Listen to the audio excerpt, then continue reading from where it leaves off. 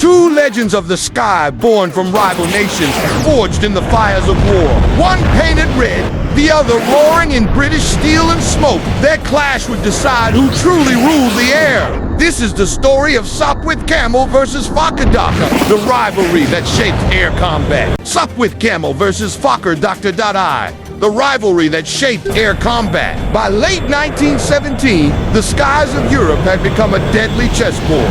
Every move counted, every advantage temporary. The world's first fighter aces were locked in duels that would define the future of aerial warfare. And at the heart of this struggle stood two machines whose names would echo through history. Britain's Sopwith Camel and Germany's Fokker Dr.I. Their rivalry wasn't just between aircraft, it was a contest of engineering, courage, and the human will to dominate the air. The Sopwith Camel, introduced by the British Royal Flying Corps and Royal Naval Air Service in June 1917, was unlike any fighter before it. Compact, agile, and heavily armed, it carried twin synchronized Vickers machine guns, the first British fighter to do so. Its powerful Clerjet 9B rotary engine made it blisteringly fast for its time, reaching speeds of over 115 miles per hour. Yet, it was notoriously difficult to fly. Its torque could flip the aircraft during takeoff or tight turns, and inexperienced pilots often lost their lives mastering it. But in skilled hands, the Camel became a lethal predator. Across the front lines, the Germans sought to counter this new threat. The answer came from Anthony, the Dutch-born aircraft designer. Already famous for creating the synchronized gun mechanism, in August 1917, he unveiled his masterpiece, the Fokker Dr.I, with its three narrow wings stacked vertically. The Dr.I could climb like no other aircraft. It was slower than the Camel, but far more maneuverable, capable of astonishing turns that could outwit even the most skilled Allied pilot. When it appeared over the Western Front, its distinctive silhouette and the red paint of its most famous pilot struck fear into all who saw it. That pilot was, of course, Manfred von Richthofen, the Red Baron. Having already achieved dozens of victories in the Albatross DB, Richthofen transitioned to the Fokker Dr.I in late 1917.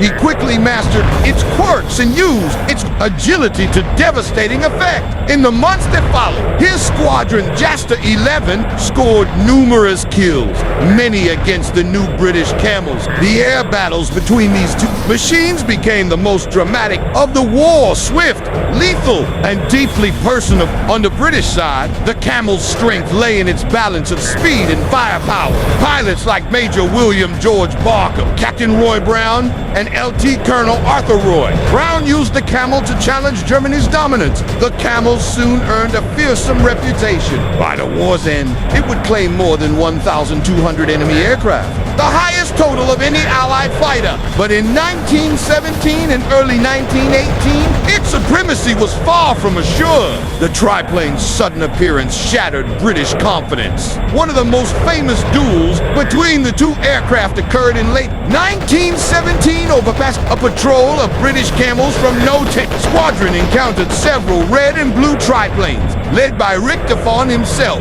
the engagement descended into a chaotic spiral of turns, climbs, and dives. The Camel's superior speed allowed it to escape in level flight, but the DrI's vertical agility gave it dominance in close quarters. Both sides suffered losses, and neither gained a decisive victory. The battle ended in stalemate, but it proved that the balance of power in the sky had reached its most delicate point. The Camels pilots soon learned to exploit their aircraft's dangerous handling to their advantage. The plane's torque made it turn sharply to the right, allowing skilled flyers to perform light maneuvers that could trap slower opponents. Meanwhile, the DrI's pilots, following Richthofen's disciplined tactics, used teamwork and altitude to surprise the enemy. Each encounter became a test of instinct as much as engineering. In these moments, the rivalry between two aircraft became the measure of a pilot's nerve and mastery. story. As winter 1917 turned to spring 1918, both planes dominated the Western Front. The skies above Amiens, Paris, and the sun became a constant arena of pursuit and escape. British pilots painted insignias and eyes on their camels, while German triplanes took on bright colors blue, yellow, and of course Richthofen's famous crimson red. The battles were fierce but fleeting, often lasting mere seconds before one plane went down in flames. Yet the rivalry would meet its climax on April 21st, 1918, the day the Red Baron fell. Flying his red Fokker Dr.I Triplane pursued a young Canadian pilot, Wilfred May, who was flying a Sopwith Camel. In the chaos that followed, another Camel, flown by Captain Roy Brown, dived to protect his comrade. Brown fired several bursts, and moments later, Richthofen's triplane crashed near the Somme River.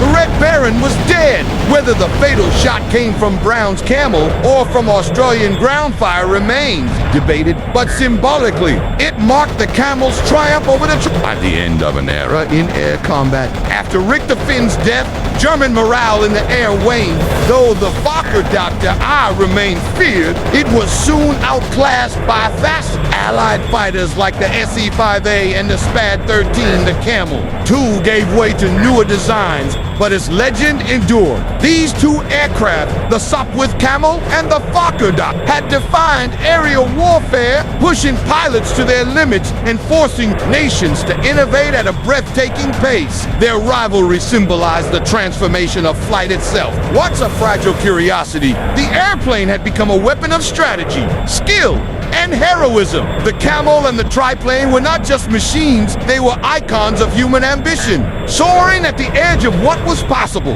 And in their roaring engines and spiraling duels, the world glimpsed the future of air. Combat where courage met, technology in the endless sky. Thanks for watching, and I'll see you in the next story.